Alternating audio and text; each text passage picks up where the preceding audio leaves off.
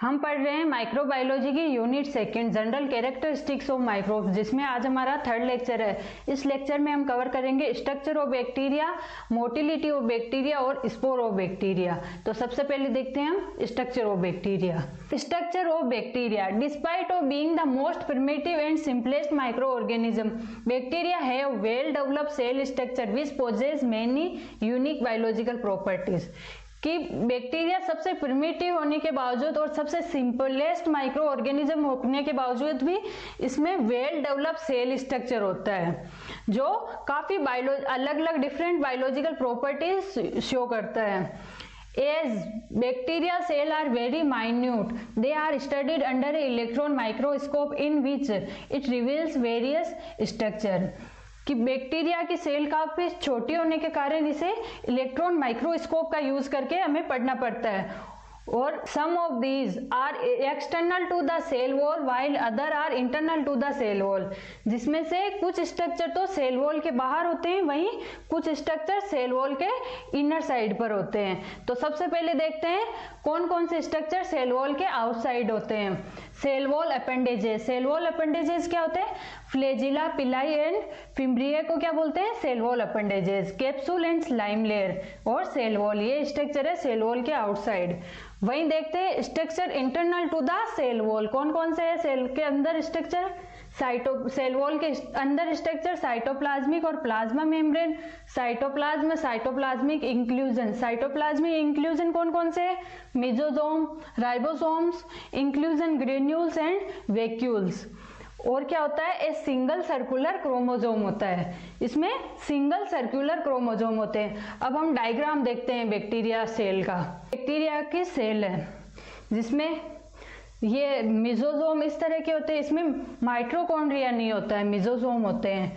RNA, RNA भी इसमें 70s होता है, 80s नहीं होता, 70s आरएनए होता है, क्योंकि ये प्रोकैरियोटिक बैक्टीरिया प्रोकैरियोटिक है ना, इसलिए इसमें 70s आरएनए होता है। ग्लाइकोजन होता है, रेस्पिरेटरी एंजाइम, पिलाई, फिम्ब्रे, और ये साइटोप्लाज्म है, न्यूक्लियर बॉडी और न्यूक्लियोइड। इसमें न्यूक्लियस नहीं होता वेल डिफाइंड, इसमें न्यूक्लियोइड होता है या न्यूक्लियर बॉडी बोल सकते हैं, जिसमें क्योंकि प्रोकैरियोटिक सेल में वेल डिफाइंड न्यूक्लियस नहीं होता है, इसमें न्यूक्लियर मेम्ब्रेन नहीं होती है, तो इसलिए इसे न्यूक्लियोइड बोलते हैं। अब देखते हैं एक एक करके इन सब के बारे में देखते हैं। तो सबसे पहले देखते हैं कैप्सूल एंड स्लाइम लेयर क्या है। Extracellular polymer are secreted outside the bacteria cell wall, these polymer are composed of polysaccharide and protein. कि कुछ पॉलीमर है जो आउटसाइड सेल वॉल के आउटसाइड सिक्रीट होते हैं, वो किसके बने होते हैं? पॉलीसेकेराइड और प्रोटीन के। वो क्या बनाते हैं? कैप्सूल और slime layer. Capsule are impermeable structure, ये इम्परमिएबल स्ट्रक्चर है as compare to a cell wall, cell wall के कंपेयर में ये इम्परमिएबल है। Capsule can not be stain with a dye, capsule किसी भी डाई से स्टेन नहीं होता है, स्टेन मतलब कलर नहीं आता है इसमें। सच एज इंडियन इंक, ये एक डाई का नाम है। Protect bacteria from phagocyte and desiccation, कि बैक्टीरिया को फेगोसाइट और डेजिकेशन, डेजिकेशन मतलब ड्राई होने से बचाता है बैक्टीरिया को। नेक्स्ट हमारा gelatinous covering present around the cell wall is known as slime layer. Gelatin की बनी हुई आउटर कवरिंग को क्या बोलते हैं? Slime layer. Is a diffuse undergoing layer of a extracellular material surrounding the bacterial cell. ये extracellular material होता है जो अनऑर्गेनाइज्ड होता है, ये बैक्टीरिया की सेल को कवर किए रहता है। The major contribution of slime layer are exopolysaccharide और ग्लाइकोप्रोटीन एंड ग्लाइकोलिपिड। कि ये किससे बनी होती है? ज्यादातर एक्सोपोलीसेकेराइड से, ग्लाइकोप्रोटीन एंड ग्लाइकोलिपिड से बनी होती है स्लाइम लेयर। अब देखते हैं फंक्शन क्या है कैप्सूल का। It protect the cell against temporary drying by a preserving water molecule, ये सेल को ड्राई होने से बचाता है, किससे? प्रिजर्व करके रखता है वाटर मॉलिक्यूल्स को। It blocks attachment of bacteriophage, ये बैक्टीरियोफेज के अटैचमेंट को ब्लॉक करता है। It prevent engulfment of bacteria cell by WBC, कि WBC के से एनगल्फ होने से बचाता है बैक्टीरिया को ये। It help in attachment of bacteria cell to the surface, कि बैक्टीरिया को किसी भी सरफेस से अटैच होने में मदद करता है। अब देखते हैं function of slime. To protect the bacteria cells from external environment like antibiotics and desiccation. ये स्लाइम लेयर क्या करती है, बैक्टीरिया को एक्सटर्नल एनवायरनमेंट से बचा के रखती है, जैसे कि एंटीबायोटिक से बचाती है। हमें पता होना चाहिए कि एंटीबायोटिक है वो बैक्टीरिया की सेल वॉल पे वर्क करती है, और ये स्लाइम लेयर सेल वॉल के ऊपर होती है, तो एंटीबायोटिक से बचाती है बैक्टीरिया की सेल को, और डेजिकेशन पहले भी बताया ड्राई होने से बचाती है। Bacteria to adhere to a smooth surface just like prosthetic medical devices and catheters. ये बैक्टीरिया को किसी भी स्मूथ सरफेस से अडहेयर होने में मदद करता है, जैसे कि prosthetic medical devices. Prosthetic medical devices क्या होते हैं, जैसे इसका एग्जांपल है डेंचर्स, जो आर्टिफिशियल टीथ लगाए जाते हैं, वो इसका एग्जांपल हो सकता है prosthetic medical devices. And catheters, इनसे अडहेयर होने में मदद करती है slime layer. It allows bacteria colonies to sustain under a chemical sterilisation, कि ये बैक्टीरिया को केमिकल स्टरलाइजेशन के अगेंस्ट भी सस्टेन करने में मदद करती है। जैसे क्लोरीन, केमिकल स्टरलाइजेशन कौन से केमिकल्स कौन से है, chlorine, iodine and other chemicals, इनसे प्रिवेंट करती है। एक्सेप्ट ऑटोक्लेविंग और flushing with a boiling water used for decomposition, कि ऑटोक्लेविंग और बॉइलिंग वाटर से इसे प्रिवेंट नहीं कर सकती स्लाइम लेयर, ये केमिकल से ओनली फॉर प्रिवेंट करती है। अब हम देखते हैं फ्लैजिला। फ्लैजिला क्या है, flagella singular flagellum form the organ of locomotion का ऑर्गन है ये। In number of bacilli, spirilla and few species of cocci, इनमें ये फ्लैजिला प्रेजेंट होता है। In prokaryotes flagella represent long whip like filamentous helical appendages that produce through a plasma membrane and the cell wall, कि ये plasma में, ये बात important है याद रखना कि फ्लैजिला कहाँ से ओरिजिनेट होता है, प्लाज्मा मेम्ब्रेन से ओरिजिनेट होता है। The measure of 0.1 to 0.2 micron in thickness, इसका थिकनेस कितनी होती है, 0.1 से लेकर 0.2 माइक्रोन इसकी थिकनेस होती है। And may range up to 15 to 20 micron in length कितनी है, 15 to 20 micron. They are significantly thin as compared to a flagella और cilia of a eukaryotics, कि ये यूकैरियोटिक्स के फ्लैजिला और सीलिया के कंपेयर में थोड़ा थिन होता है। Flagella are extremely thin, therefore cannot be seen using a bright field microscope, तो इसे ब्राइट फील्ड माइक्रोस्कोप का यूज करके भी नहीं देख सकते क्योंकि ये काफी थिन होता है। Staining technique are use to see them, कि स्पेशल स्टैनिंग की टेक्निक का यूज करके इन्हें देखना होता है। Detailed structure of flagella can be studied by using a electron microscope, इसके डिटेल्ड स्ट्रक्चर को इलेक्ट्रॉन माइक्रोस्कोप का यूज करके ही हम स्टडी कर सकते हैं। Location of flagella on bacteria cell dependent on the bacterial species, कि ये बैक्टीरिया की सरफेस पे किस तरह से प्रेजेंट होगा, ये बैक्टीरिया की स्पीसीज पे डिपेंड करता है। Therefore it may very with different species, कि अलग अलग स्पीसीज में इनकी लोकेशन अलग अलग होती है। इधर भी पोजीशन एट वन एंड, कि एक साइड पे भी प्रेजेंट हो सकता है, बोथ साइड पे भी प्रेजेंट हो सकता है, और may be located along side of the bacteria, कि और बैक्टीरिया की साइड्स, लेटरल साइड में भी ये प्रेजेंट हो सकता है। डायग्राम के थ्रू देखते हैं। देखो ये है एट्रिकस मतलब जिसमें कोई भी फ्लैजिला नहीं है। ए मतलब अब्सेंट और ट्रिकस हेयर के लिए यूज होता है, और यहाँ फ्लैजिला के लिए यूज हुआ है, तो एट्रिकस जिसमें कोई भी फ्लैजिला नहीं है। मोनोट्रिकस, मोनो मतलब वन और ट्रिकस फ्लैजिला जिसमें एक फ्लैजिला हो, मोनोट्रिकस। लोफोट्रिकस, लोफो मतलब होता है बंच, गुच्छा, तो ये गुच्छे के रूप में एक साइड पे प्रेजेंट होते हैं। एम्फीट्रकस यानी जिसके बोथ साइड पे फ्लैजिला प्रेजेंट हो।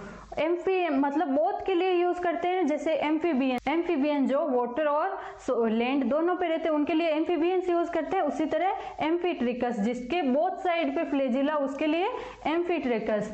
पेरीट्रिकस, पेरी मतलब पूरी पेरीफेरी पे जो फ्लैजिला है उसके लिए पेरीट्रिकस यूज करेंगे। Four type of flagellar arrangement are seen in bacteria, की 4 टाइप का फ्लैजिलर अरेंजमेंट होता है। मोनोट्रिकस, Only a single flagellum protrudes from either of the end of a polar of a bacteria cell, कि एक side present है bacteria के polar side पे तो उसे बोलते हैं monotrichous. Lophotrichous, number of flagella protrudes from a single polar of a bacteria cell, कि बैक्टीरिया की एक साइड से काफी सारे बंच के रूप में निकले फ्लैजिला तो उसे बोलते हैं lophotrichous. Amphitrichous, either a single flagella और a bunch of flagella protrudes from a both the polar of a bacteria, कि या तो सिंगल सिंगल दोनों साइड से निकले या बंच के रूप में दोनों साइड से निकले तो उसे बोलते हैं एम्फीट्रिकस। और peritrichous, flagella protrudes from a all over the bacteria cell, कि पूरी बैक्टीरिया के सेल से ही निकले हुए वो फ्लैजिला उसके लिए यूज करते हैं पेरिट्रिकस। एट्रिकस क्या है? Is a condition in which there is absence of flagella. Atrichous मतलब वहां कोई भी फ्लैजिला अब्सेंट हो तो उसे बोलते हैं atrichous. The arrangement of flagella is also useful in classification of species taxonomy, कि बैक्टीरिया की फ्लैजिला का किस तरह से अरेंजमेंट है इसके अकॉर्डिंग उनका क्लासिफिकेशन भी किया जाता है। अब हम फ्लैजिला का डायग्राम देख लेते हैं। ये सेम ही फ्लैजिला का डायग्राम है, बस इसमें थोड़ा कलरिंग की हुई है और रिंग को डिनोट किया हुआ है। इसमें फ्लैजिला के स्ट्रक्चर में 3 पार्ट होते हैं, basal body, hook and filament. तो सबसे पहला पार्ट इधर से बाहर की साइड से फिलामेंट, फिर हुक और फिर basal body and rings. Basal body and rings होती है। अब हम इस डायग्राम के थ्रू रिंग्स के बारे में देखते हैं। जैसे ये अल रिंग है, ये सेल वॉल में प्रेजेंट रिंग है, उसे अल रिंग बोलते हैं। और पेरिप्लाज्म में जो भी रिंग प्रेजेंट है, जैसे पी और अस रिंग प्रेजेंट है पेरिप्लाज्म के लिए। तो पेरिप्लाज्म क्या है ये हम आगे पढ़ने वाले हैं। और सेल मेम्ब्रेन में कौन सी रिंग प्रेजेंट होती है? अम रिंग। इजीली इसे याद कैसे कर सकते हैं? सेल मेम्ब्रेन, मेम्ब्रेन में अम आ रहा है तो ये अम रिंग सेल मेम्ब्रेन में। और पेरिप्लाज्मिक स्पेस, पेरिप्लाज्मिक स्पेस तो पेरी का पी आ जाएगा और स्पेस का अस, ये किस में होगा? पेरिप्लाज्मिक स्पेस में होगा। और वही सेल वॉल, सेल वॉल में अल आ रहा है ना तो उसे अल रिंग इसमें है। ये मिलके बनाते हैं बेसल बॉडी। हम पिलाई और फिम्ब्रे के बारे में देख लेते हैं। इनके दोनों के डिफरेंस के थ्रू देखेंगे हम इन्हें। Definition: fimbriae are tiny bristle like fibres arranging from a surface of a bacteria cell. Fimbriae क्या है? फाइबर लाइक अरेंजमेंट है जो बैक्टीरिया की सरफेस पे प्रेजेंट होता है, बैक्टीरिया के सेल के सरफेस पे। Pili are hair like microfibres that are tiny tubule structure made up of pilin protein. Pili किससे बने होते हैं? पिलिन प्रोटीन से। ये बहुत इंपॉर्टेंट है, याद रखना। लेंथ क्या है? Length thin and shorter than pili, less rigid, कि इनकी लेंथ पिलाई से छोटी होती है। Thicker and longer than a fimbriae rigid, और ये रिजिड होते हैं और थिकर होते हैं फिम्ब्रियाई की कंपेयर में और लॉन्गर होते हैं। वहीं देखते हैं नंबर ऑफ फिम्ब्रियाई आर 200 to 400 पर सेल। पर सेल कितनी इनके नंबर होते हैं? 200 to 400। Number of pili are less than 1 to 10 पर सेल, कि 1 से 10 तक ही इनका नंबर होता है। ये किन किन से बने होते हैं? फिम्ब्रियाई किससे मिलकर बना होता है? फिम्ब्रिलिन प्रोटीन से। और पिलाई किससे? पिलिन प्रोटीन से मिलकर बना होता है। Found in both gram positive and gram negative bacteria. ये ग्राम पॉजिटिव और ग्राम नेगेटिव दोनों प्रकार के बैक्टीरिया में प्रेजेंट होते हैं। ये ग्राम पॉजिटिव, ग्राम नेगेटिव, ये हम नेक्स्ट आने वाले लेक्चर्स में पढ़ेंगे। ओनली ग्राम नेगेटिव बैक्टीरिया, ये ओनली ग्राम नेगेटिव बैक्टीरिया में प्रेजेंट होता है। अब देखते हैं इनका फंक्शन क्या है। Responsible for cell to surface attachment, specialised for attachment, जैसे कि enable the cell to adhere the surface of other bacteria. ये अटैचमेंट में हेल्प करता है फिम्ब्रियाई किसी भी बैक्टीरिया को। वहीं पिलाई क्या करता है? Responsible for bacterial conjugation. 2 basic function of pili are there are gene transfer and attachment. Pili के 2 बेसिक फंक्शन क्या है? जीन ट्रांसफर करना और अटैचमेंट इनका बेसिक फंक्शन है। अब हम देखते हैं सेल एनवलप क्या है। The outer layer of a cell envelope provide a structural and physical barrier between the protoplasm of the cell and external environment। कि सेल एनवेलप की आउटर लेयर क्या बैरियर प्रोवाइड करवाती है? स्ट्रक्चरल और physical barrier provide करवाती है protoplasm और external environment के बीच में। The cell envelope protect the bacteria against osmotic lysis and give bacteria rigidity and shape. कि सेल एनवेलप बैक्टीरिया को ऑस्मोटिक लाइसिस से प्रोटेक्ट करती है और उसे रिजिडिटी और शेप देती है। अब हम देखते हैं ऑस्मोटिक लाइसिस क्या होता है। ऑस्मोटिक लाइसिस ऐसी कंडीशन होती है, ऑस्मोटिक लाइसिस में क्या होता है, सेल के आउटसाइड सोल्यूट्स यानी विले की कंसंट्रेशन ज्यादा हो जाती है, जिससे सेल के अंदर वाटर एक्यूमुलेट होने लग जाता है और सेल स्वेल होके लास्ट में ब्रस्ट हो जाती है। इसे बोलते हैं ऑस्मोटिक लाइसिस। ऑस्मोटिक लाइसिस का अपोजिट होता है प्रोटोप्लाज्मिक लाइसिस, इसमें सेल श्रिंक होती है। तो ये है ऑस्मोटिक लाइसिस। सेल एनवेलप उसे ऑस्मोटिक लाइसिस से बचाता है बैक्टीरिया की सेल को। The cell envelope primarily consist of two components, a cell wall and a cytoplasmic membrane. कि सेल एनवेलप दो कंपोनेंट से मिलकर बना है। कौन कौन से? सेल वॉल एंड साइटोप्लाज्म बोल दो या प्लाज्मा मेम्ब्रेन बोल दो, इससे मिलकर बना होता है। It enclose the protoplasm which consist of, कि ये किसको कवर किए रहता है? प्रोटोप्लाज्म। प्रोटोप्लाज्म किससे मिलकर बना होता है? साइटोप्लाज्म से, साइटोप्लाज्मिक इंक्लूजन से। साइटोप्लाज्मिक इंक्लूजन क्या क्या है? Mesosome, ribosome, inclusion, granules and vacuoles. और क्या होता है साइटोप्लाज्म में? ए सिंगुलर सर्कुलर डीएनए भी होता है प्रोटोप्लाज्म में, सॉरी। नेक्स्ट है सेल वॉल। सेल वॉल क्या है? Prokaryotic cell almost always are bounded by a fairly rigid and chemically complex structure present between the cell membrane and capsule layer called a cell wall। कि prokaryotic cell किससे bound होती है? Chemically complex और rigid structure होता है उससे bound होती है। जो किसके बीच में होता है? वो कॉम्प्लेक्स स्ट्रक्चर किसके किसके बीच में होता है? सेल मेम्ब्रेन और कैप्सूल के बीच में प्रेजेंट होता है। और उस कॉम्प्लेक्स स्ट्रक्चर को क्या बोलते हैं? सेल वॉल बोलते हैं। सेल अब हम देखते हैं कि सेल वॉल किससे मिलकर बनी होती है। Peptidoglycan is the main component of the cell wall and it is responsible for the shape and strength of the cell. Peptidoglycan main component है सेल वॉल का, जो उसको रिजिडिटी प्रोवाइड या स्ट्रेंथ प्रोवाइड करने में हेल्प करता है। It is disaccharide and consist two sugar derivatives. कौन कौन से? N acetyl glucosamine and N acetyl muramic acid. N acetyl glucose amine को क्या बोलते हैं? नेग। सुना होगा आपने, नेग इसे ही बोलते हैं अनएसिटाइल ग्लूकोज अमीन को। और नेम अनएसिटाइल म्यूमेरिक एसिड को क्या बोलते हैं? नेम। तो ये पेप्टाइडोग्लाइकन किससे मिलकर बना होता है? नेग और नेम से, join together by A short peptide chain. ये नेग और नेम आपस में किससे जुड़े होते हैं? पेप्टाइड चेन से जुड़े होते हैं। Cell wall provide shape to the cell and protect bacteria from changes isometric pressure within the bacteria cell measures 5 to 20 atmosphere. ये क्या करता है? सेल वॉल क्या करता है? शेप प्रोवाइड करवाता है सेल को, बैक्टीरिया की को, और आइसोमेट्रिक प्रेशर में चेंजेस को प्रिवेंट करता है, उससे चेंज नहीं होने देता उसके आइसोमेट्रिक प्रेशर को। ये कितना होता है सेल के अंदर बैक्टीरिया की? 5 to 20 एटमॉस्फेयर होता है। इसे इस रेंज में रखता है, ये चेंज नहीं होने देता। Bacterial cell can be classified into gram positive and gram negative based on structural differentiation between the gram positive and gram negative cell wall. कि बैक्टीरिया की सेल को ग्राम पॉजिटिव और ग्राम नेगेटिव में differentiate किया गया है। किसके basis पे क्लासिफाई किया गया है? किसके बेसिस पे?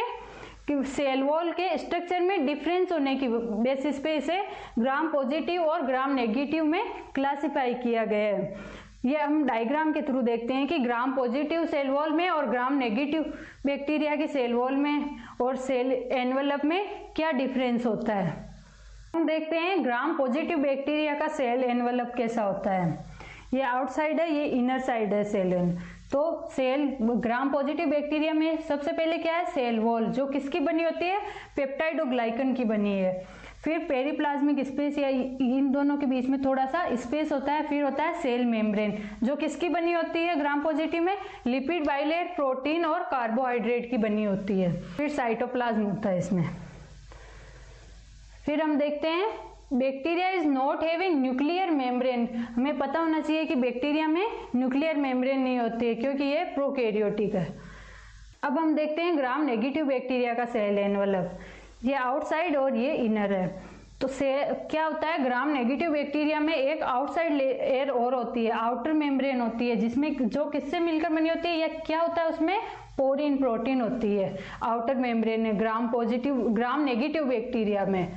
और ग्राम नेगेटिव बैक्टीरिया में ये ध्यान रखना, पोरिन किस में प्रेजेंट होगी, ओनली ग्राम नेगेटिव, क्योंकि ग्राम नेगेटिव में आउटर मेम्ब्रेन होगी और पोरिन्स भी आउटर मेम्ब्रेन में ही होगा। ये पेरिप्लाज्मिक स्पेस बोल दो या पेरिप्लाज्म बोल दो, सेल वॉल को इसमें पेरिप्लाज्म या पेरिप्लाज्मिक स्पेस बोलते हैं। फिर है सेल मेम्ब्रेन, इसमें ये आउटर मेम्ब्रेन है, फिर सेल वॉल है, तो इस सेल मेम्ब्रेन को इसमें क्या बोलते हैं, ग्राम नेगेटिव बैक्टीरिया में इनर मेम्ब्रेन बोलते हैं। फिर साइटोप्लाज्म आ गया, तो इसका पेरिप्लाज्म स्पेस काफी बड़ा होता है। इसमें पेरिप्लाज्मिक स्पेस किसमें होता है, ग्राम नेगेटिव बैक्टीरिया में होता है। अब हम थोड़ा और देख लेते हैं ग्राम नेगेटिव और ग्राम पॉजिटिव बैक्टीरिया के सेल वॉल या सेल एनवलप में क्या क्या डिफरेंस है। इसमें outer membrane gram positive bacteria में नहीं होती है, वहीं ग्राम नेगेटिव बैक्टीरिया में प्रेजेंट होती है। पोरिन होते हैं ग्राम नेगेटिव में, ये भी याद रखना है आपको। इंटर मेम्ब्रेन स्पेस या पेरिप्लाज्मिक स्पेस ग्राम नेगेटिव बैक्टीरिया में प्रेजेंट होता है और इसमें नहीं होता है, या फिर थोड़ा सा होता है, तो इसे हम बोलते हैं कि नहीं होता है। और वहीं देखिए सेल वॉल, इसकी थिकर होती है, मोर लेयर्स होती है। क्या होता है इसके सेल वॉल में, ग्राम पॉजिटिव बैक्टीरिया की सेल वॉल में हमेशा याद रखना टिकोइक एसिड प्रेजेंट होगा, और इसमें वहीं ग्राम नेगेटिव बैक्टीरिया में थिन लेयर होती है सेल वॉल की और सेल मेम्ब्रेन, इसमें टिकोइक एसिड नहीं होता है ग्राम नेगेटिव बैक्टीरिया में। और पेप्टाइडोग्लाइकन तो दोनों में होता है, ग्राम पॉजिटिव और ग्राम नेगेटिव बैक्टीरिया दोनों में होता है। अब हम देखते हैं दोनों के सेल मेम्ब्रेन में क्या डिफरेंस है, ग्राम पॉजिटिव बैक्टीरिया और ग्राम नेगेटिव बैक्टीरिया की सेल मेम्ब्रेन में क्या डिफरेंस है। तो सेल मेम्ब्रेन में ग्राम पॉजिटिव बैक्टीरिया की में क्या प्रेजेंट होता है, लिपोटिकोइक एसिड प्रेजेंट होता है, लेकिन ग्राम नेगेटिव बैक्टीरिया की सेल मेम्ब्रेन में लिपोटिकोइक एसिड एब्सेंट होता है। फॉस्फोलिपिड बाइलेयर, कार्बोहाइड्रेट और प्रोटीन, ये तीनों तो इन दोनों में ही कॉमन है।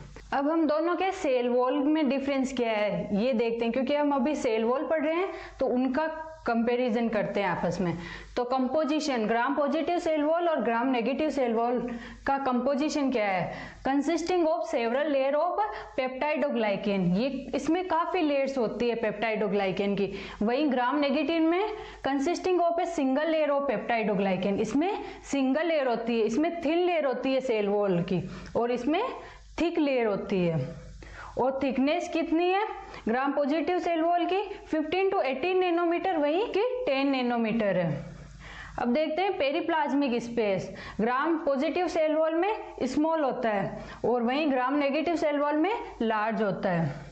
आउटर मेम्ब्रेन इसमें एब्सेंट होती है पॉजिटिव में और नेगेटिव में प्रेजेंट होती है। टिकोइक एसिड सेल वॉल में ग्राम पॉजिटिव में टिकोइक एसिड प्रेजेंट होता है, वही ग्राम नेगेटिव सेल वॉल में टिकोइक एसिड एब्सेंट होता है। और पोरिन्स इसमें एब्सेंट होते हैं और इसमें नेगेटिव में प्रेजेंट होते हैं, क्योंकि नेगेटिव में आउटर लेयर होती है और आउटर लेयर में ही पोरिन्स प्रेजेंट होते हैं। अब हम देखते हैं प्लाज्मा मेम्ब्रेन, जिसे बोल सकते हैं या तो साइटोप्लाज्मिक मेम्ब्रेन भी बोल सकते हैं और सेल मेम्ब्रेन भी बोल सकते हैं। तो सेल मेम्ब्रेन क्या है, सेल मेम्ब्रेन और plasma membrane is a thin, कितनी थिन होती है ये, 5 to 10 nanometre, semi permeable membrane that act as a osmotic barrier, ये किसकी तरह एक्ट करती है, ऑस्मोटिक बैरियर, ये सेल्स का ऑस्मोटिक प्रेशर मेंटेन करने में रोल प्ले करती है। It lies the beneath the cell wall separating it from the cell cytoplasm, cell membrane क्या करती है, सेल वॉल को सेपरेट करती है साइटोप्लाज्म से। अब आगे देखते हैं, cell membrane primarily contains phospholipid and protein, इसमें क्या क्या होता है, फॉस्फोलिपिड होता है और प्रोटीन होता है। फॉस्फोलिपिड 40% होता है और प्रोटीन 60% होता है। It also contain enzyme associated with DNA biosynthesis, cell wall polymers and membrane lipids, इसमें एंजाइम भी होते हैं, सेल वॉल पॉलीमर्स भी होते हैं और मेम्ब्रेनस लिपिड भी होते हैं। Plasma membrane usually have a higher proportion of protein than eukaryotic membrane, कि बैक्टीरिया के प्लाज्मा मेम्ब्रेन में ज्यादा प्रोटीन होता है, किसके कंपेयर में, यूकैरियोटिक के कंपेयर में। तो हम ऐसे भी बोल सकते हैं कि प्रोकैरियोटिक सेल में ज्यादा प्रोटीन होता है, प्रोकैरियोटिक सेल की मेम्ब्रेन में ज्यादा प्रोटीन होता है यूकैरियोटिक की सेल मेम्ब्रेन के कंपेयर में। अब क्या है, फंक्शन क्या है सेल मेम्ब्रेन का, it act as a semi permeable membrane regulating the inflow and outflow of metabolites, ये सेमी परमिएबल मेम्ब्रेन की तरह एक्ट करती है। act as an osmotic barrier that intracellular osmotic pressure for the cell, कि ये cell के osmotic pressure को maintain करके रखती है, उसमें कोई भी चेंजेस नहीं होने देती। अब देखते हैं साइटोप्लाज्म एंड साइटोप्लाज्मिक इंक्लूजन्स क्या है। Bacterial cytoplasm is a colloidal suspension, a variety of organic and inorganic solutes in A viscous watery solution, कि ये क्या है, बैक्टीरियल साइटोप्लाज्म क्या है, कोलोइडल सस्पेंशन है। कोलोइडल क्या होता है, मॉलिक्यूलर वेट और मॉलिक्यूल्स के साइज के अकॉर्डिंग दो तरह के सॉल्यूशन होते हैं, एक तो क्रिस्टलोइड सॉल्यूशन, एक कोलोइडल सॉल्यूशन। यहाँ हम थोड़ा सा देख लेते हैं, ये फंडामेंटल का पोर्शन है, लेकिन कोलोइडल वह सॉल्यूशन है जिनका मॉलिक्यूलर वेट ज्यादा होता है और इनके मॉलिक्यूल्स की साइज भी बड़ी होती है। वही क्रिस्टलोइड का मॉलिक्यूलर वेट भी कम होता है और उनके मॉलिक्यूल्स की साइज भी छोटी होती है। कोलोइडल का एग्जाम्पल क्या हो सकता है, ब्लड, मिल्क, ये कोलोइडल होते हैं। और वही क्रिस्टलोइड का एग्जाम्पल जैसे normal, सेलाइन, ring selected, isotonic solution होते हैं, वो क्रिस्टलोइड सॉल्यूशन के एग्जाम्पल है। तो साइटोप्लाज्म क्या है, कोलोइडल सस्पेंशन है, कि इसमें थोड़े थोड़े बड़े पार्टिकल्स होते हैं ना, इसलिए ये colloidal suspension of variety of organic and inorganic solutes in A viscous watery solution. इसमें वेराइटी ऑफ ऑर्गेनिक और इनऑर्गेनिक सॉल्यूट्स रहते हैं वाटरी विस्कस वाटरी सॉल्यूशन के अंदर। The matrix is largely formed by A nearly 70% of water, और cytoplasm का matrix nearly 70% water से बना हुआ होता है। Cytoplasm contain all biosynthetic components required by the bacterium for growth and cell division, कि साइटोप्लाज्म में क्या होते हैं, सारे बायोसिंथेटिक कंपोनेंट होते हैं जो बैक्टीरिया के लिए ग्रोथ और सेल डिवीजन में नेसेसरी है। वहीं together with a genetic material, और इसमें जेनेटिक मटेरियल भी होता है। Prokaryotic cytoplasm unlike that eukaryotic lake endoplasmic reticulum and mitochondria, कि प्रोकैरियोटिक के साइटोप्लाज्म में क्या नहीं होता है, एंडोप्लाज्मिक रेटिकुलम भी नहीं होती है और माइटोकॉन्ड्रिया भी नहीं होता है। It also does not show any protoplasmic steaming, कि इसमें किसी प्रकार की प्रोटोप्लाज्मिक स्टीमिंग भी नहीं होती है। स्टीमिंग क्या होती है, मूवमेंट होती है प्रोटोप्लाज्म में, उसे प्रोटोप्लाज्मिक स्टीमिंग बोलते हैं। बैक्टीरिया लेक ए ट्रू साइटोस्केलेटन, तो इसमें ट्रू साइटोस्केलेटन नहीं होते, क्योंकि इसमें ट्रू ऑर्गेनल्स भी नहीं होते, वेल डेवलप ऑर्गेनल्स भी नहीं होते। दस है कि साइटोप्लाज्म में क्या क्या होता है प्रोकैरियोटिक्स के। The cytoplasm consists of ribosome, mesosome and intracytoplasmic inclusion bodies। तो प्रोकैरियोटिक के साइटोप्लाज्म में क्या होता है, राइबोसोम होता है, मेसोसोम होता है और इंट्रासाइटोप्लाज्मिक इंक्लूजन बॉडीज होती है। अब हम देखते हैं राइबोसोम के बारे में।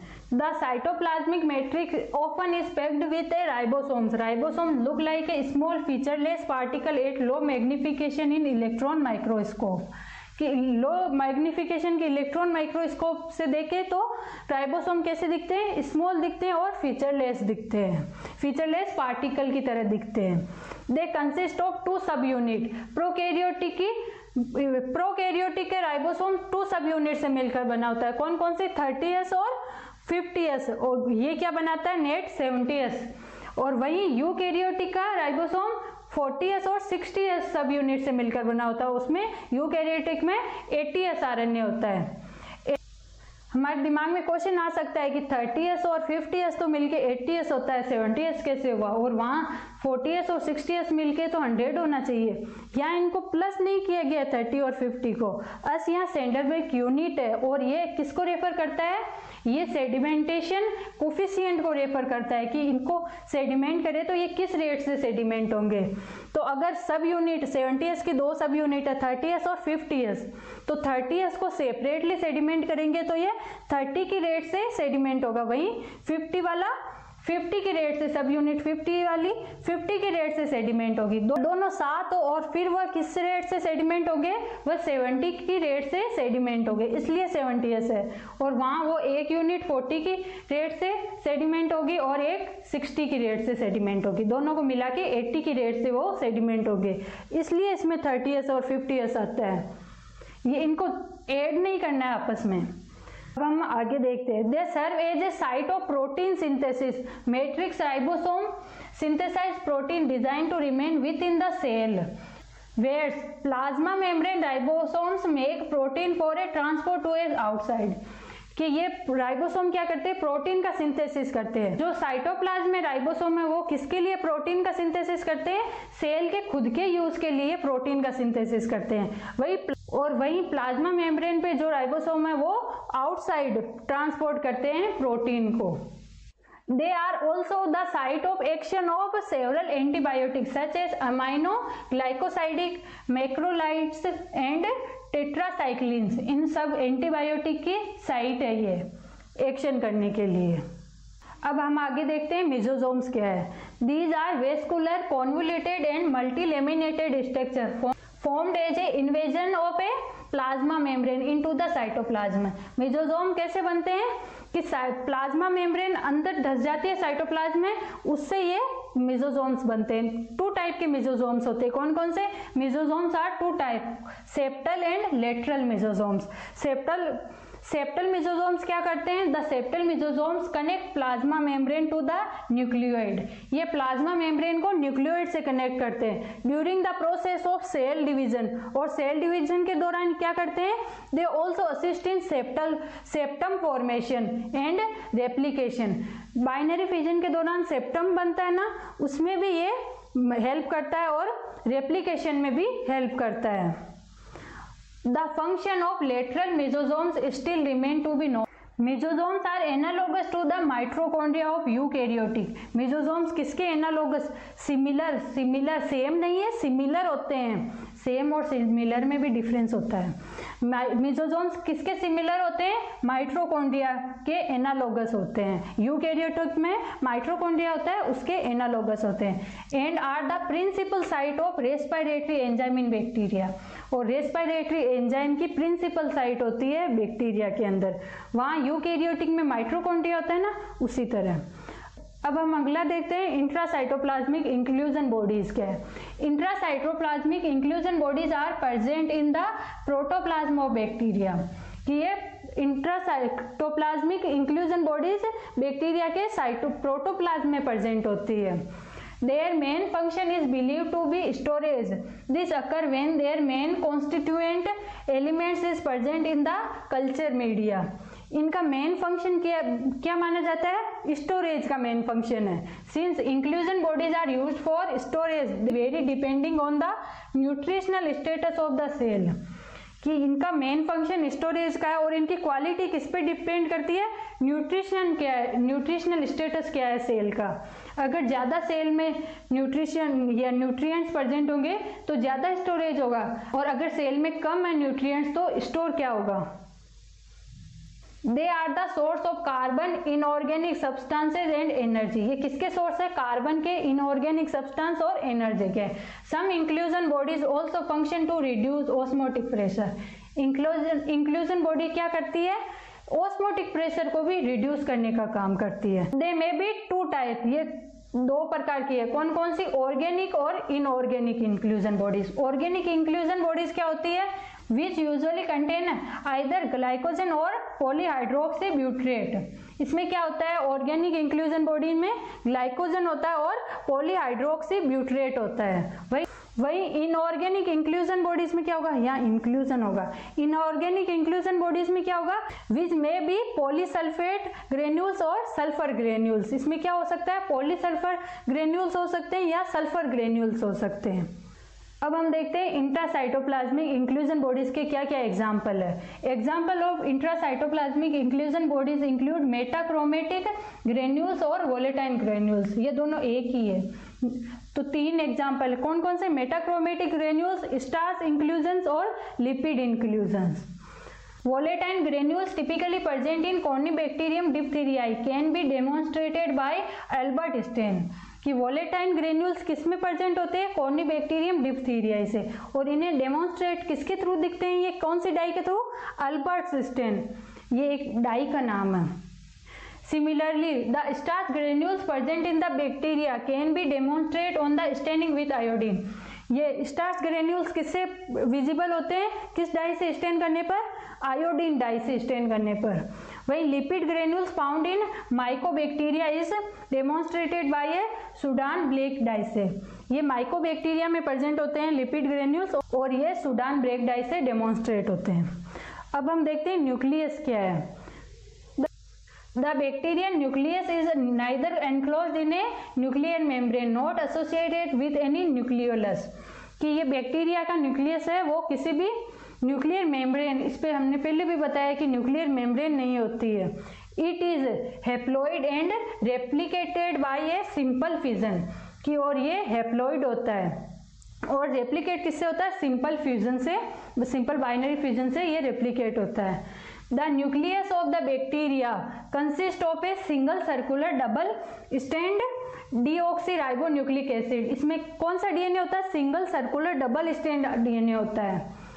और ये कैसे अरेंज होता है? Arranged in a super coiled circular structure, ये कोइल के रूप में अरेंज होता है। It measure about 1000 micron when straighten. अगर इसको सीधा किया जाए, कोइल की होता है लेकिन इसको अगर सीधा किया जाए तो ये कितना मेजर, इसकी लेंथ कितनी होगी? 1000 माइक्रोन इसकी लेंथ होगी।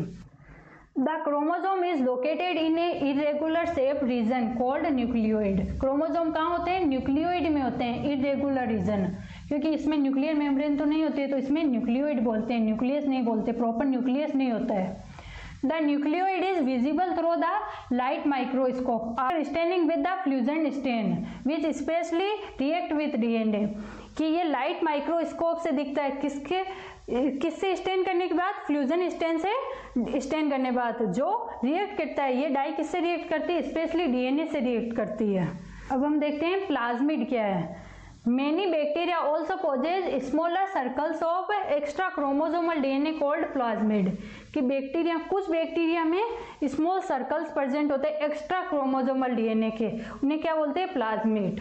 ये वायरुलेंट होते हैं, प्लाज्मिड भी डिजीज कोज करते हैं, वायरुलेंट नेचर के होते हैं। वायरुलेंट पहले मैंने बताया फर्स्ट लेक्चर में क्या होते हैं, जो डिजीज का प्रोड्यूस करने की कैपेसिटी होती है उसे वायरुलेंट बोलते हैं। तो ये प्लाज्मिड वायरुलेंट होते हैं। The plasmid are double stand DNA molecule. Plasmid क्या होता है? डबल स्टैंड डीएनए मॉलिक्यूल होता है, usually circular. They can be exit and replicate independently. ये क्या है? इंडिपेंडेंटली एग्जिस्ट भी कर सकते हैं और रेप्लिकेट भी कर सकते हैं। Plasmids are not required for the host growth and reproduction. कि ये बैक्टीरिया के ग्रोथ और रिप्रोडक्शन के लिए रिक्वायर्ड नहीं है। Also they are may be carry genes, लेकिन इसमें जीन्स तो होते हैं क्योंकि ये डीएनए तो है तो इसमें जीन्स तो होंगे ही। That confers that bacterium with the properties such as antibiotic resistance. इसमें क्या होती है? एंटीबायोटिक रेजिस्टेंस होती है। और the capacity to produce toxins, और इसमें टॉक्सिन प्रोड्यूस करने की कैपेसिटी होती है और एंजाइम प्रोड्यूस करने की भी कैपेसिटी होती है। अब हम देखते हैं बैक्टीरिया के स्पोर के बारे में या एंडोस्पोर्स के बारे में। देयर आर सम बैक्टीरिया, ये कुछ एग्जाम्पल है, जैसे bacillus एंथ्रेक्सिस, bacillus सबटाइटेलिस, Clostridium tetani etcetera. ये क्या करते हैं? Which produce endospore and exospore. ये क्या प्रोड्यूस करते हैं? एंडोस्पोर और एक्सोस्पोर। एंडोस्पोर क्या है? स्पोर जो सेल के अंदर प्रोड्यूस होते हैं उसे क्या बोलते हैं? एंडोस्पोर। और जो सेल के बाहर स्पोर होते हैं उन्हें क्या बोलते हैं? Exospore. These spore may be round, oval and elongated. ये राउंड भी हो सकते हैं, ओवल और इलोंगेटेड भी हो सकते हैं। They may occupy a terminal, sub terminal और central position within the cell. कि इनकी पोजिशन सेल में सेंटर में भी हो सकती है, टर्मिनल पोर्शन में भी हो सकती है और सब टर्मिनल पोर्शन में भी हो सकती है। ये हम देखेंगे अभी डायग्राम के थ्रू। और they may be narrow than the width of the bacilli and bulging. कि इनकी विड्थ नेरो हो सकती है बेसिलाई के शेप से और ब्लेजिंग यानी बाहर की तरफ भी निकली हो सकती है। ये डायग्राम के थ्रू देखते हैं कैसे। देखो इसमें क्या है? ये स्फेरिकल है, सेंट्रल है और नॉन ब्लेजिंग यानी बाहर नहीं निकला हुआ है। और ये ओवल, सेंट्रल और नॉन ब्लेजिंग। ये ओवल, सब टर्मिनल और नॉन ब्लेजिंग है। और वहीं इसमें क्या है? ओवल है, सब टर्मिनल है लेकिन ब्लेजिंग यानी बाहर की साइड निकला हुआ है ना बेसिलाई की सेल की। स्फेरिकल है, टर्मिनल और ब्लेजिंग है। ये ओवल, टर्मिनल और ब्लेजिंग बाहर निकले हुए हैं ना इन तीनों में भी। अब वापस आते हैं अपने इस टॉपिक पे।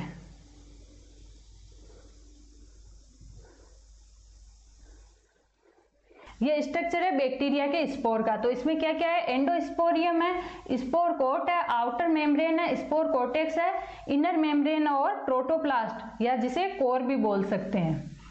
अब हम आगे देखते हैं। Each cell produce a single thick walled and highly refractile endospore, कि ईच सेल क्या प्रोड्यूस करती है, थिक वॉल, ऐसे स्पोर प्रोड्यूस करती है जिनकी वॉल थिक और हाईली रिफ्रैक्टाइल, उनमें रेजिस्टेंस पावर काफी ज्यादा होती है किसी भी केमिकल्स के against. Each bacterial spore produce a single vegetative cell on germination, कि जब बैक्टीरिया का स्पोर जर्मिनेशन करता है तो उससे सिंगल वेजिटेटिव सेल प्रोड्यूस होती है। Thus bacterial sporulation is a preservation method and not a reproduction method, कि बैक्टीरियल स्पोरुलेशन क्या है, प्रिजर्वेशन की मेथड है, नहीं कि रिप्रोडक्शन की method. Spore remain unaffected by a desiccation, staining, disinfection, chemicals, radiation and heat, इन सब से रेजिस्टेंस होता है spore. Are viable for centuries, therefore helpful the bacteria to survive long even under a unfavourable condition, कि ये काफी centuries तक वाइएबल रहता है। वाइएबल मतलब इसमें लाइफ प्रोड्यूस करने की कैपेसिटी होती है या लिविंग होता है काफी सालों तक, जिससे ये बैक्टीरिया को अनफेवरेबल कंडीशन में भी रहने में हेल्प करता है। मोस्ट हीट स्टरलाइजेशन, जैसे कि autoclaving at 120 degree Celsius for 20 minute destroy the spore of all medical important bacteria, कि ऑटोक्लेविंग इसको डिस्ट्रॉय कर सकती है बैक्टीरिया के स्पोर को। केमिकल्स तो डिस्ट्रॉय नहीं करेंगे, लेकिन ऑटोक्लेविंग मोस्ट हीट स्टरलाइजेशन की मेथड है, वो इसको डिस्ट्रॉय कर देती है। Endospore have a core, envelope या प्रोटोप्लास्ट, तो एंडोस्पोर में क्या होता है, कोर बोल दो या एंडोस्पोर या प्रोटोप्लास्ट, सेंटर वाला पार्ट है उसे बोलते हैं कोर। तो इस कोर में क्या होता है, DNA and protein synthesis components इस कोर या प्रोटोप्लास्ट में प्रेजेंट होते हैं, जैसे राइबोसोम, टीआरएनए और enzyme.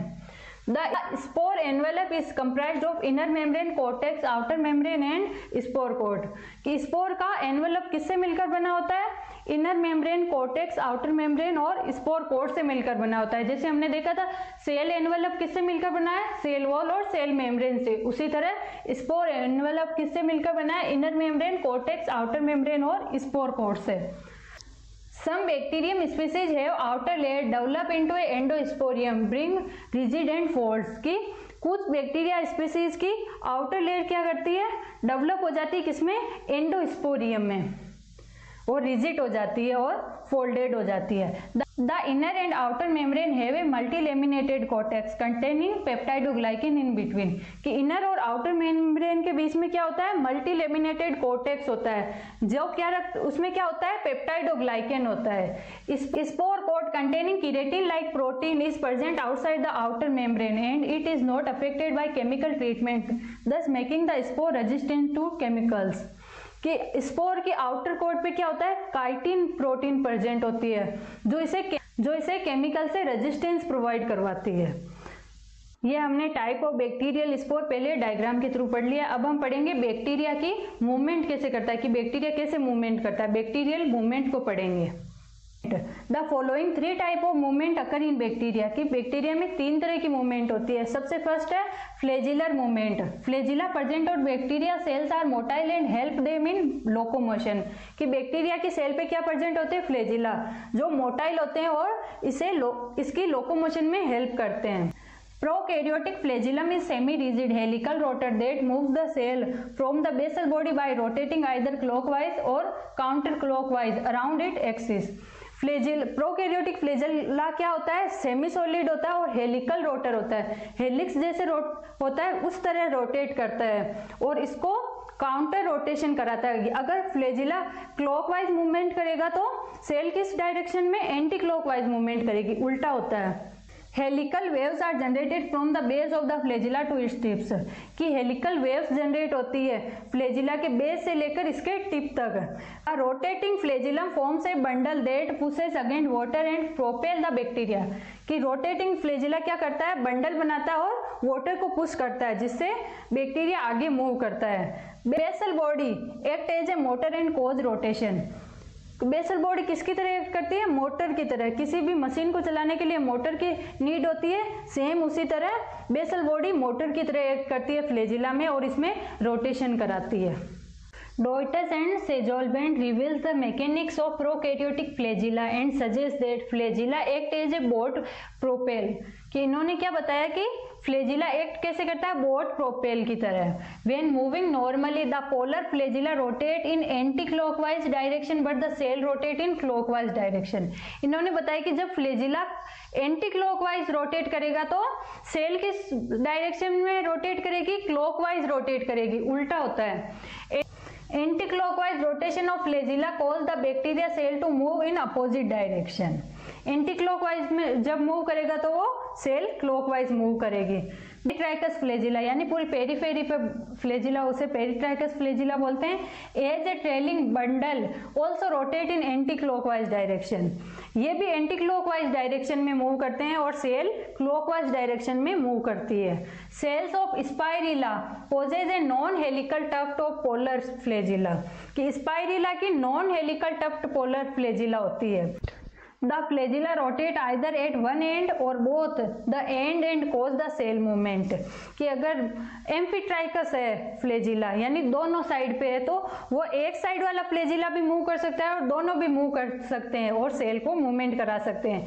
The flagella of both end coordinate for the rotation and movement of the cell. दोनों अगर मूव करेंगे तो आपस में वो कोऑर्डिनेट करेंगे। Flagella requires energy for movement, कि फ्लैजिला को एनर्जी चाहिए मूवमेंट करने के लिए। In eukaryotic flagella energy is generated by ATP. Eukaryotic flagella में तो एनर्जी एटीपी के रूप में जनरेट होती है।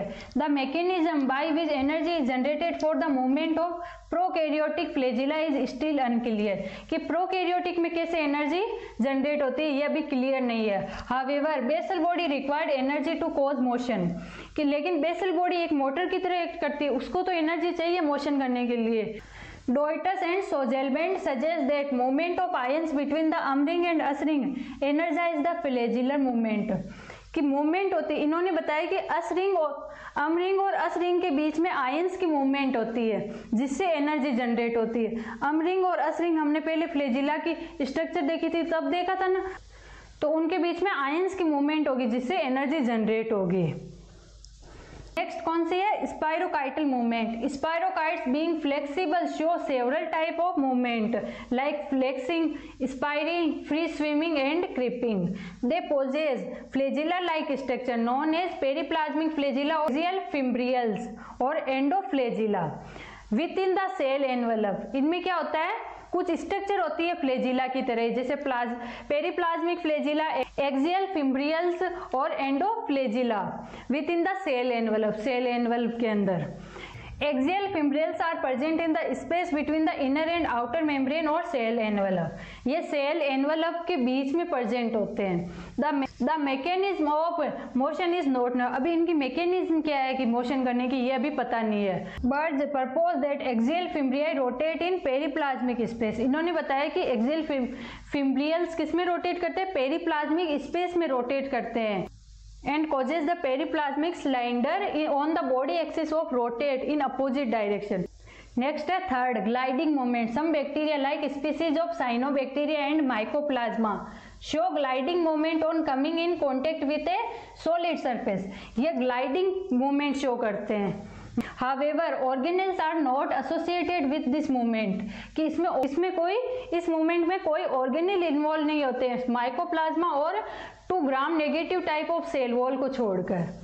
इन species of cyanobacteria movement help to find out the substratum, example wood, bark, soil etc for anchorage and reproduction. ये movement किसमें help करती है, सबस्ट्राटम फाइंड करने में, जैसे कि वुड, बार्क यानी तना बोल सकते हैं, उससे अटैच होते हैं, किस लिए, एनकरेज एंड रिप्रोडक्शन के लिए। They secrete slime that help them to attach to the substratum. ये स्लाइम सीक्रेट करते हैं, हमने पढ़ा था स्लाइम लेयर, और ये उससे अटैच करने में मदद करते हैं सबस्ट्राटम से, या तो वुड से, बार्क से या सील से, कोई भी हार्ड सरफेस है उससे अटैच होने में मदद करते हैं। In Oscillatoria princeps 5 to 8 nanometer thick fibrils are present near the cell surface and located helically around the cell. इसमें क्या होता है, 5 to 8 नैनोमीटर थिक फिम्ब्रियल्स प्रेजेंट होते हैं। अब हम डायग्राम के थ्रू देखते हैं कि ये मूव कैसे करते हैं। ये आगे इस तरह से फॉरवर्ड मूव करेंगे यानी, और ये टम्बल यानी रोटेट करके मूव करेंगे, और ये वापस ये सारे पेरीफेरी पे तो ये एंटी क्लॉकवाइज, ये अपोजिट डायरेक्शन में ये मूव करेंगे तो सेल इससे अपोजिट डायरेक्शन में, दोनों फ्लैजिला और सेल अपोजिट डायरेक्शन में मूव करते हैं। तो इस तरह से ये बैकवर्ड मूव करेंगे फ्लैजिला और ये फ्रंट की साइड मूव करेंगे, और ये नेक्स्ट है रोटेशन के थ्रू मूवमेंट करेंगे। आज हमने पढ़ा बैक्टीरिया के स्ट्रक्चर के बारे में, बैक्टीरिया के स्पोर के बारे में और बैक्टीरिया की मूवमेंट के बारे में। आई होप आपको समझ आया होगा। Thank you.